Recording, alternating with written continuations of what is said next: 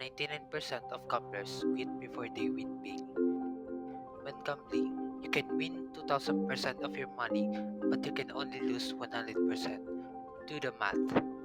Narinig nyo na ba yan? Kung hindi pa, sigurado nakita nyo na sa memes.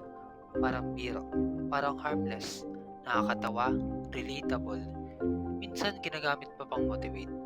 Pero alam nyo ba, doon din nagsisimula yung delikado dangers ng gambling.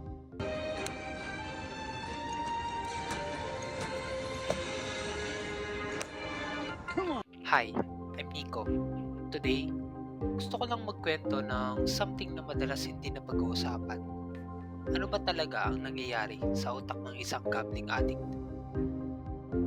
Most people think na ang sugal pampalipas oras lang, pang casino night, pang inuman, o pang banding.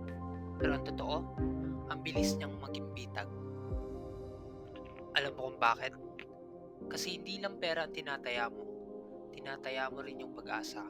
Kahit talo ka ng sunod-sunod, may boses sa utak mo na nagsasabi, Lapit ka na, kunti na lang, mabawi ka rin. galing ako dyan. Nagsimula ako sa maliit na online bets. Parang katuwaan lang. Pero dumating sa point na halos hindi na ako makatulog. Kakaisip kung paano mababawi yung talo ko. May mga screenshots pa nga ako ng mga talo ko. Hindi para magpaalala na tumigil, pero para mag-motivate na bumawi next time. At dito nagiging sobrang hirap.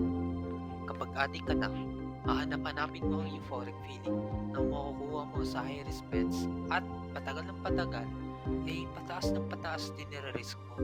Lalo na kung bata ka pa simula, parang nakaprogram na yung brain mo to chase the next win. Bakit ko ito sinasabi sa inyo? Kasi ngayon, ang sugal sobrang accessible na. Isang click sa phone, andyan na. Sports betting, online casino, kahit saan ka lumingon. At sa totoo lang, the best offense, huwag mo na lang subukan. Kasi pag andyan ka na, ang hirap-hirap nang lumabas. Kung may iiwan ako sa inyo ngayon, ito yun. Hindi lang pera ang mawawala sa sugal. Mawawala ang oras, peace of mind, minsan pati relasyon at sarili mo. Kaya bago ka mag-first bet, tanungin mo sarili mo, worth it ba talaga?